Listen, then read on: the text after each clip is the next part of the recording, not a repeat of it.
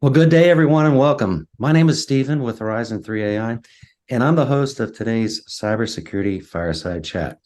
Now, we're going to be talking about all things security, kind of the whole purpose of this fireside chat. And just to let the listening audience know, I'm webcasting today from my hiking lodge up in Kentucky. I normally live in Florida, but I'm up in Kentucky for a week or so. Also, today I'm very happy to introduce our guest today, which is Calvin with F12.net. And I had an opportunity to speak with Calvin a few weeks ago. And we probably spent what, Calvin, maybe an hour and a half, almost 2 hours on this call. Yeah. And I was just super impressed with Calvin's knowledge of cybersecurity, his passion for the industry, listening to some of the things that F12 is doing, with their customers. And so really, really excited to introduce Calvin to the audience. Calvin, go ahead and say hi. Why, hello, everybody. I don't have a hiking lodge. That's like, life goals, I think, is what I need to do there. But that sounds amazing. Yeah, so I'm Calvin Engen. I'm the Chief Technology Officer for F12. Excited to be here and excited to talk about my passion, which is cybersecurity. So, yeah, Now, looking forward Calvin, to you've the got a conversation. CISSP. I saw that on your LinkedIn, your LinkedIn profile. So any comments around the CISSP? Well, geez, the CISSP, yeah, I just got it last year, and as a result, I got what's known notoriously as the beast, I think, in the industry in terms of the examination, and it was a lot of fun to do. If I could say that, maybe as sadist way to describe the examination process, but a lot of great information on that in terms of setting the stage for what's required in an organization in order to elevate the standards, but more importantly to start with that policy procedure.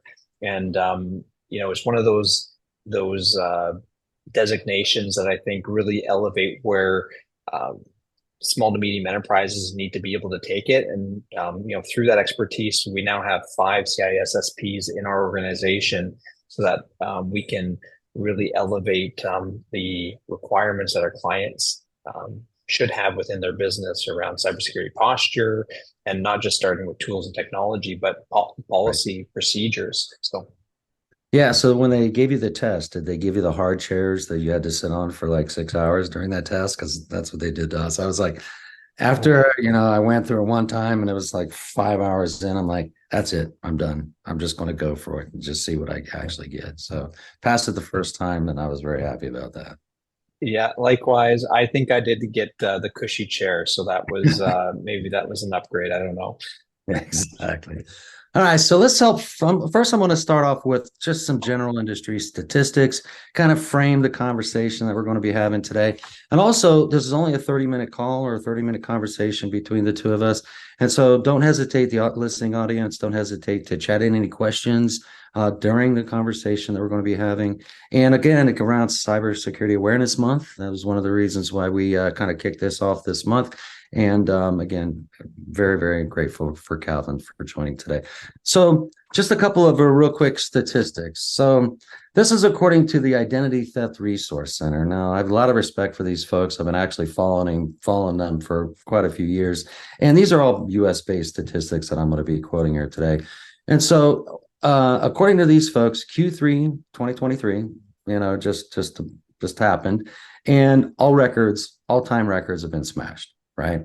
And so for the first 9 months of 2023, there were 2,116 compromises reported, data breaches are reported.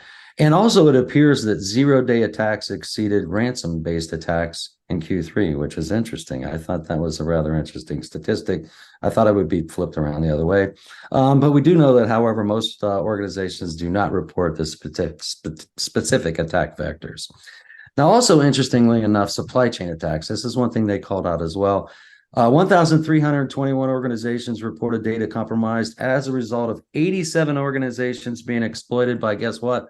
The MOVEit vulnerability, right? So that was another thing. And, talk about transferring risk, right? So how your risk all of a sudden became somebody else's risk. Yeah. And 4 of the top 10 compromises in Q3 were a result of MOVEit-based attacks. Also inside of the, where's my other note? Oh yeah, the financial services exceeded healthcare in Q3 as the most attacked industry for the first time since the summer of 2022. I thought that was kind of interesting. Normally, you'd think that was flipped, but it's financial services is making its way back up to the top. 204 organizations of financial services reported breaches in just Q3 alone. And this one here is rather shocking, Calvin. An estimated victims of their data being breached so far in 2023 is 233.9 million people. And that's a pretty amazing statistic. Now, what else is interesting is I did a little bit more research, and I went out and looked for the number of ransom-based attacks, ransomware, human-operated ransom attacks. And, it kind of alludes to the fact of why ransomware, why now? Why is this becoming such an amazing problem? And, when I looked at all the ransomware statistics, it's rather disheartening, to be honest with you. And I want to call out the big difference first and foremost is that we're thinking about ransomware. A lot of people kind of throw it all in one bucket. It's just malware, right? It's just a piece of malware. Somebody downloaded a malware, clicked on something, download a piece of malware, and all of a sudden there's a ransomware attack. But there's a big difference between, this automated ransomware, malware type of ransom attack versus the human operated ransom based attacks. Now, in the human operated based attacks, it's really about somebody gaining a foothold in your network, pivoting, moving laterally, finding the data, finding the critical systems, gaining access to the data, stealing the data, sending you an email and proving that they have the data. And then if you don't pay on the first round, what they normally will do is begin locking up your critical systems and hoping to get you to pay a little bit later. And so, what's interesting, and I know you probably feel the same way, Calvin, is although I think I've been in the industry a little bit longer than you have, I've been in this industry for 25 years. And here's a question to the listening audience. What year, and you might even know the answer to this, Calvin, what year was the very first commercially viable firewall available, widely adopted commercial firewall? What year and what was it called? Oh gosh. Yeah, 1994. Checkpoint. 1994. Checkpoint. Okay. VPN1. And it was running on a Nokia appliance, actually. And so I remember actually installing some of these firewalls back in the past. And next-gen firewalls, IDS, IPS, DDoS technology, web application firewalls, on-prem cloud, bot managers, sandboxes, you name it. And what I've come to learn after 25 years in this industry is that all of these technologies are primarily defensive-based approaches to defending networks against these various types of attacks out there today. But I think one of the interesting things about this is that none of these same technologies tell you exactly where you're most vulnerable or where you're completely exploitable for an attack, right? And I think that's a big challenge that organizations are really facing out there today, is that we've got all these great technologies, we've got all these wonderful things. How are these attacks still happening? Why are we still getting breached? So, Calvin, I'm going to turn it over to you right now and just really kind of get your take on, what's the reason why this is accelerating tremendously right now? Or do you have any thoughts around that? Yeah. Well, I think we have more to lose now in a digital economy than ever before. And so when, the vast majority of modern society is information based. And when there's a price on data, whether that's your intellectual property, whether that's the PII information that you have, and so when you have something to lose, you have something worth stealing. And I think with the advent of many of these new technologies that anonymize or try to anonymize your tracks in many different ways, and you can lean into financial mechanisms like cryptocurrency to be able to extract money from organizations where you don't have to go through traditional financial vehicles. And it's funny. I was just looking at a website one of our security analysts put me onto, and it was a site that tracked all of the different threat actors and their crypto wallets. And I dumped all that data into Excel and summed it up. And what's contained within these crypto wallets was $283 million. That's what's in the wallets right now. And that's just the ones that were being tracked, let alone what's been moved out of those wallets. And I think of that, and that's a tremendous amount of money that companies have paid either to get the decryptor keys back from these threat actors, or have been extorted because they've exfiltrated data. And so when I start thinking about, this is not slowing down, and we need to adequately defend against these different elements. And most organizations simply don't have the adequate defenses or the visibility that they should have in order to be able to know where they're weak. And that's part of the topic we're going to discuss today. Yeah. So, I mean, are you seeing like a growing demand in your organization from, for people that are just like stepping up saying, look, we need help. I mean, explain sort of what you're hearing from prospects. You folks are a managed security service provider, right? So F12 is very well known, Yeah. big giant footprint up in Canada. I think almost half of Canada, right? You guys have offices, what? Across three provinces, Alberta, British Columbia, and Ontario. But we have a footprint in all the major areas. But cybersecurity in general is one of our fastest growing products within our business, and we do a lot of advocacy and awareness around this. But often people just don't know. They don't have the information. I think almost everyone knows of somebody that may have been breached or a victim of a ransomware attack. But what we're finding is there's a need to elevate the standard in the industry of what the expectation should be out of a managed service provider, out of a managed security service provider. And how do you measure that efficacy to make sure that those vendors are adhering to the changing landscape, because it's forever changing. And so making sure that we can really protect those organizations in a meaningful way and adapt to that changing landscape. So we're seeing it growing immensely across the industry, and part of that's being driven through new regulation coming through the supply chain in different defense contracts and critical infrastructure that we're seeing. And I think there's also a big push that we're seeing from the insurance industry around cyber protection that also is helping to drive the conversation, because there's now, before it was a one pager to get cyber insurance, and now it's a 3, 4, 5 page with every acronym that you can understand to be on it, to make sure that if you don't have it, you don't get the adequate insurance. So the game has changed is the reality, and we need to make sure that we have the adequate tools, technology, people, and process there to be able to serve into those markets. Well, interestingly enough, there was this small business impact report that just come out. 73% of small businesses report a cyber attack targeting employee and customer data. So there was 551 people that, participated in taking questions from the ITRC. So you think 73% of the small businesses have already experienced a cyber attack.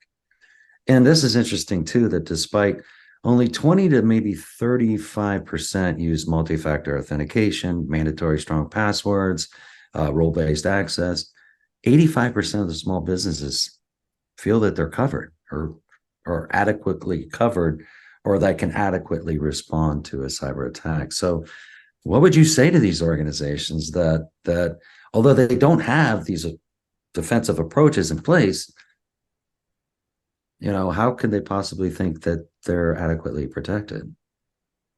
I think that's the misnomer in organizations is, what worked yesteryear doesn't work today. And, those were possibly adequate in the 90s. The game has changed, and so you need to understand where you have risk. And one of those examples is doing a gap analysis, is to say, hey, does this actually meet the needs that you have in today's digital economy? Another way is ultimately going out and doing a penetration test and understanding where is the weaknesses in your stack, in your armor as a business. And there's many different ways to approach that. And I see it time and time again is, I don't know where my gaps are, or worse yet, they think they're secure and they're not, until you expose that and say, oh, I have these deficiencies. And so being able to do that in an economical fashion without overburdening the business with expensive assessments is so paramount, because without visibility, without that data, you can't make an educated decision.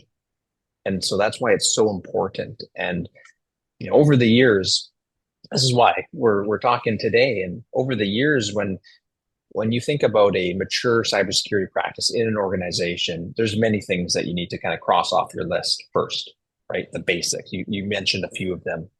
But then you elevate the game. You talk about multi-factor authentication, security awareness training, compliance drift within your organization, being able to patch appropriately and with speed when 0 days come out, and the movement vulnerability as an example. And when you get to a certain point, you do need to understand then, does your tool stack adequately protect against the current tradecraft that people are using, that adversaries are using within your business? And what's so important to that is that changes. Those techniques change. It's not, hey, I did an assessment last year and I'm good. It has to be on a continuous basis. And I get that's not for everybody, but that's what we have to aspire towards, because the challenge becomes is the gap in between. So many things happen in an organization. There's so much change. And so when you think about, the latest application that got updated, whether it's Microsoft, Adobe, or anything else in between, that creates a hole in the armor. Right. And that hole can be taken advantage of and just becomes now a door that you thought wasn't a door to get into your organization. And then then becomes those breadcrumbs. So it's a collection of tools, technology, and process working in concert together to adequately defend. But I always feel in this world, we're sometimes 2 steps ahead, 1 step back. But until we can, close the door on these adversaries, I think it's going to be a long journey. Well, I mean, it just goes back to the fact that, like I said, I've 25 years in this industry. It's like every time we put in a defensive technology, they figure out a way around it. They figure out a new way. They figure out okay, here's a new technology that's vastly needed. You have to have it. If you don't have it, you're going to become a victim.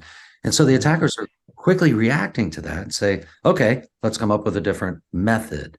Right, let's come up with a different way of coming in. Let's come in and compromising, in a different approach. And so I'm sure you probably see that as well. Well, now we have, with the headlines being full of AI, and the benefits of these new technologies being leaned into, like the Chat GTP or generative AI capabilities. And then you think of, the flip of that, of being able to impersonate people's voices. And, right now it's more of a, hey, we can, impersonate a number of the celebrities that exist out there. But what about if you could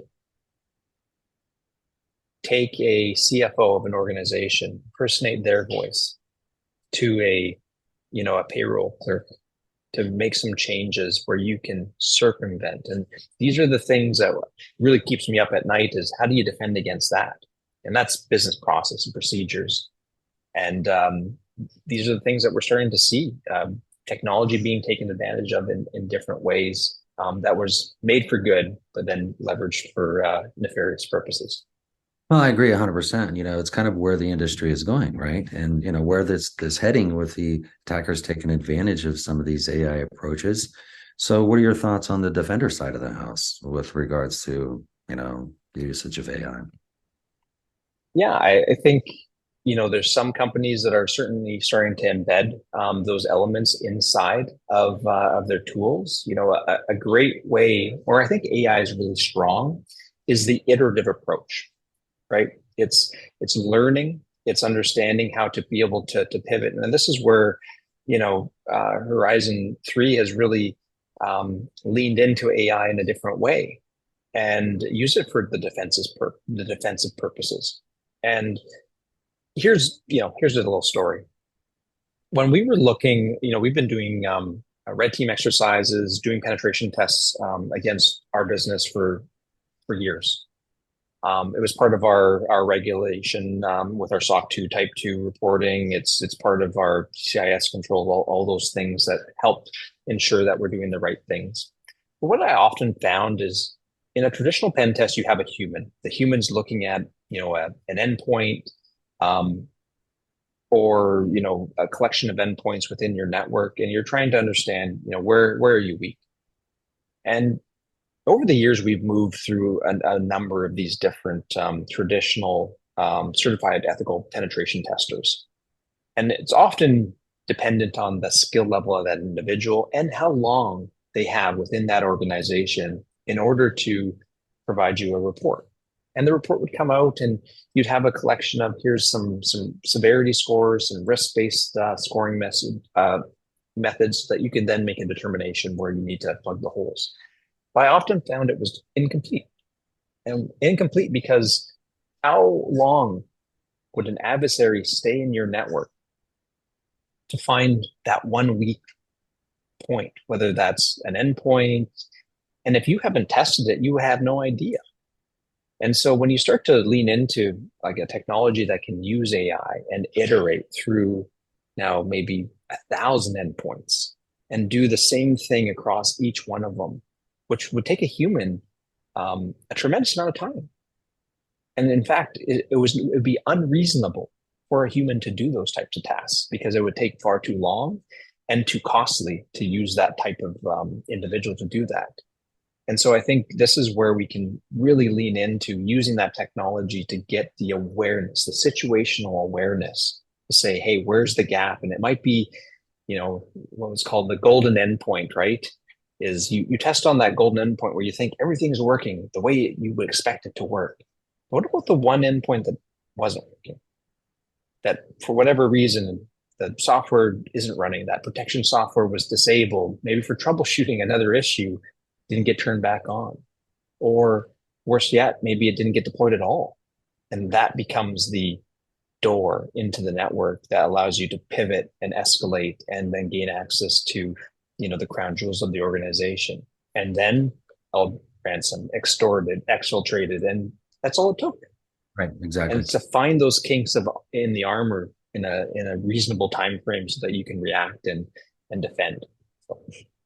So tell us more about the relationship between F12 and Horizon 3, right? And just quickly about, Yeah, are you using our technology?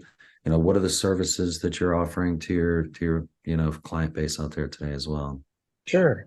So, after going through a number of these rounds with other companies that specialize in this, we thought there had to be a better way. We knew that one, um, a limited amount of visibility only gives you so much to be able to react to, and so we wanted to provide this as a service to our clients and to the small to medium businesses that we serve. And so what we've developed is leaning into the technology that Horizon 3 has. We can get far broader spectrum visibility within an organization and provide that to our clients. We staff it with security professionals that can look at that data, take some of those elements, and then say, "Hey, could we pivot further?" Horizon 3 does a number of those things already, but we can take those elements and say, "Hey, we can maybe run a phishing attack campaign against those employees. We could see what else that we can drive." So we get this really complete report that a business owner or an IT leader can then understand where they're weak and then make those decisions so that they can be more protected. Yeah. And So so we provide that as a ongoing service, and it's been something that we're seeing far more traction on than the traditional penetration testing services that we were using before. So this goes around, utilizing NodeZero for your penetration testing as a service, and you're offering this to clients. Are you seeing sort of an increase in demand or increase in interest in people doing these types of sort of like these, not these one time per year penetration tests, but more of a continuous or regularly scheduled penetration test with NodeZero? I'm not seeing it just yet in the small to medium business space. We pivoted ourselves, and now we pen test ourselves every week, so that we understand, hey, what's happening, and so we have far better visibility than waiting the once a year. And I think this is going to be the change in the market: is continuous visibility, continuous penetration testing to ensure that you have the right efficacy within your own technology stack, whatever that stack may look like. And I don't think it's here just yet but I think larger organizations are starting to wake up to the fact that they need to be doing this not on an annual basis just to hit a compliance checkbox.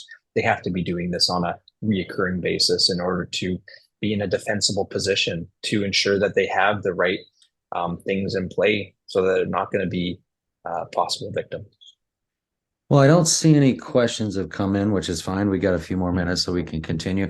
When you think about like MGM and Caesars, right? Some of the largest companies, right, that fall under a ransom-based attack, and you can imagine their technology stack is just could be as deep and wide as you could possibly get. Probably some of the best experts in the world. I mean, what do you think about that? I mean, how could these organizations not know where they were most vulnerable, and what would you recommend they do in the future of understanding where can I be easily exploited? I don't know all the ins and outs of the MGM hack, but I do know, it sounded like it was a call into the help desk. Help desk, gave up something to the actors on the other side that gave them a foothold in the organization, allowed them to pivot. But that comes down to what's known as the people firewall. Yeah, it's the social engineering aspect, and it's something that I think about all the time in my own organization. It's how do we ensure that people are educated, that are aware, that make sure that they're following the process and procedure, because people are generally trusting individuals, and that trust can be circumvented by making sure you're giving up information that you shouldn't be. And this is something that we absolutely need to continue to defend on. And while traditional cybersecurity awareness training is only one, it has to be continuous. No different than your red teaming and penetration testing. You have to continually defend against that, not just on the phishing side, but also on the what's called vishing, right? The voice phishing aspect of the business. So if you do get that AI call on the other end, pretending to be the CFO or CTO or some other executive leader that's impressing upon you, I need you to make this change because my phone is lost. You can't call me back on the number you have on file, and all these reasons that get a person to go around the policy, go around the procedure, and then you're left as an MGM breach. I'm sure those details will come out, but I think education is such an important aspect, and not just once a year, doing that on a continuous basis. Absolutely. So I know we're just about out of time. 30 minutes just goes like extremely. Jeez, hey? I know you can hardly believe it. It's already 30 minutes, right? And so first off, I want to thank you, Calvin, for joining today. And what is the best way for organizations that want to learn more about F12? How do they reach you? Yeah, so of course, website's a great way to hit us up. I'm active on LinkedIn, so if you want to send me a note, and I'm happy to have a conversation if you want to learn more. And we have a whole team behind me to help serve you in whatever you need on security posture and getting you a good understanding. And we're here to help defend against the digital world that we live in today. So here to help. Well, we have a special place in our heart for organizations like yours, Calvin, is because, obviously you're out there, you're helping organizations, you're helping, solve this cybersecurity problem for a lot of folks. And we certainly appreciate all of your efforts. And I want to give a special thanks to the listening audience today for joining. I know this is a short call, and we're going to try to have, a good, consistent cadence with these. So we're going to have another one of these hopefully by the end of November, somewhere in between, either before or after the Thanksgiving holiday. And also a final thanks to Horizon3.ai for sponsoring today's event and for giving us the time and the platform to do this, and certainly thank them as well. So any final thoughts before we wrap up, Calvin? Stay safe out there, stay vigilant, and continue to fight the good fight. I love what we're doing right now in terms of, I think there's light at the end of the tunnel, and there's some great providers and vendors out there that I think are also in the same vein. And I think it's just getting that awareness out there. And so, we're all in it together, and I think you can stand strong and continue to create great organizations that can be defensible. So thank you. Awesome. All right. Thank you, everybody, for joining. Have a great rest of your day. Take care.